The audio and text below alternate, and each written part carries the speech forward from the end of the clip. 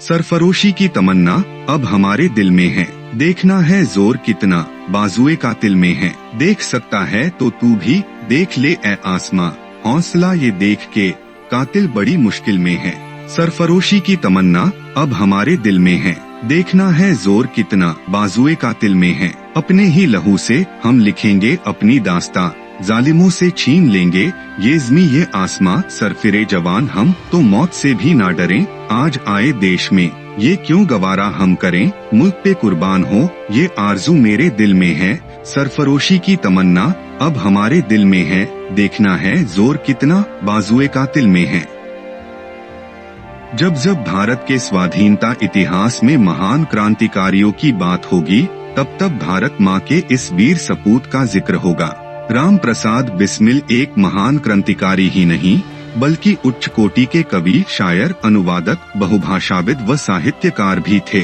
इन्होंने अपनी बहादुरी और सूझबूझ से अंग्रेजी हुकूमत की नींद उड़ा दी और भारत की आजादी के लिए मात्र 30 साल की उम्र में अपने प्राणों की आहुति दे दी। बिस्मिल उपनाम के अतिरिक्त वे राम और अज्ञात के नाम से भी लेख व कविताएं लिखते थे। उनकी प्रसिद्ध रचना सरफरोशी की तमन्ना गाते हुए न जाने कितने क्रांतिकारी देश की आजादी के लिए फांसी के तख्ते पर झूल गए। राम प्रसाद बिस्मिल ने मैनपुरी कांड और काकोरी कांड को अंजाम देकर अंग्रेजी साम्राज्य को हिला दिया था। 11 जून 1897 को उत्तर प्रदेश के शाहजहांपुर शहर के खिरनीबाग मोहल्ले में जन्मे राम प्रसाद अपने पिता मुरलीधर और माता मूलमती की दूसरी संतान थे। उनसे पूर्व एक पुत्र पैदा होते ही मर चुका था। बालक की जन्म कुंडली व दोनों हाथ की 10 उंगलियों में चक्र के निशान देखकर एक ज्योतिषी ने भविष्यवाणी की थी, यदि इस बालक का जीवन किसी प्रकार बचा रहा, यद्यपि संभावना बहुत कम है, तो इसे चक्रवर्ती सम्राट बनने से दुनिया की कोई भी ताकत रोक नहीं पाएगी। माता पिता दोनों ही सिंह राशि के थे और बच्चा भी सिंह शावक जैसा लगता था, अतः ज्योतिषियों ने बहुत सोच विचार कर तुला राशि के नामाक्षर र पर नाम रखने का सुझाव दिया। माता पिता दोनों ही राम के आराधक थे, अतः बालक का नाम राम प्रसाद रखा गया।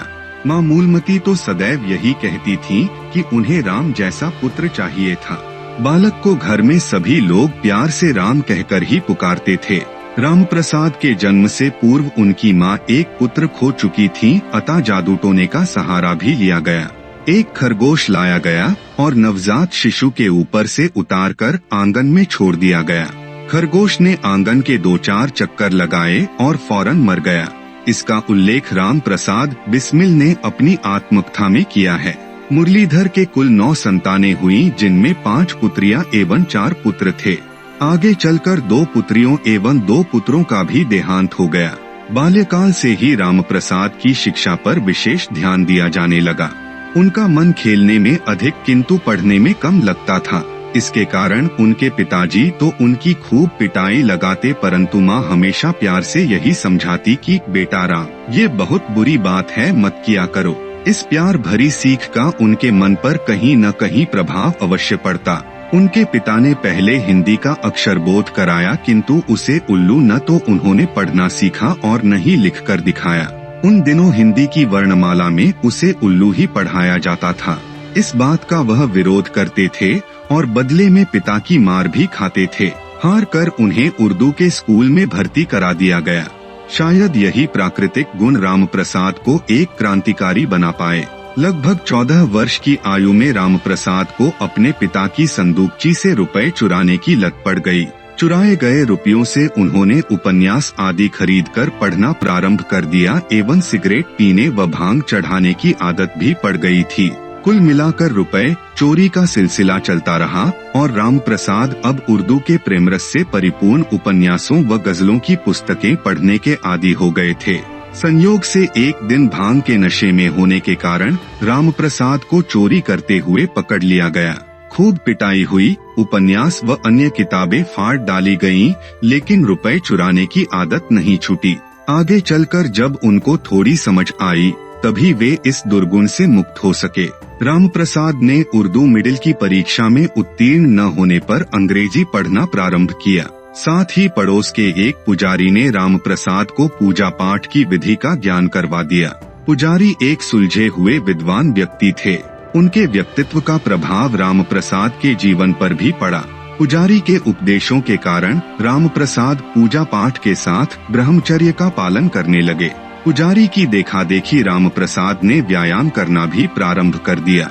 किशोरावस्था की जितनी भी कुभावनाएं एवं बुरी आदतें मन में थीं, वे भी छूट गईं। केवल सिगरेट पीने की लत नहीं छूटी, परंतु वह भी कुछ दिनों बाद विद्यालय के एक सहपाठी सुशील चंद्र सेन की सत्संगति से छूट गई। सिगरेट छूटने के बाद रामप्रसाद का मन पढ़ाई में लगने लगा। बहुत शीघ्र ही वह अंग्रेजी के 5वें दर्जे में आ गए। रामप्रसाद में अप्रत्याशित परिवर्तन हो चुका था। शरीर सुंदर व बलिष्ठ हो गया था। नियमित पूजा पाठ में समय व्यतीत होने लगा था। इसी दौरान वह मंदिर में आने वाले मुंशी इंद्रजीत से उसका संपर्क हुआ। मुंशी इंद्रजीत ने रामप्रसाद को आर्य समाज के संबंध में बताया और स्वामी दयानंद सरस्वती की लिखी पुस्तक सत्यार्थ प्रकाश पढ़ने को दी। सत्यार्थ प्रकाश के गंभीर अध्ययन से रामप्रसाद के जीवन पर आश्चर्यजनक प्रभाव पड़ा।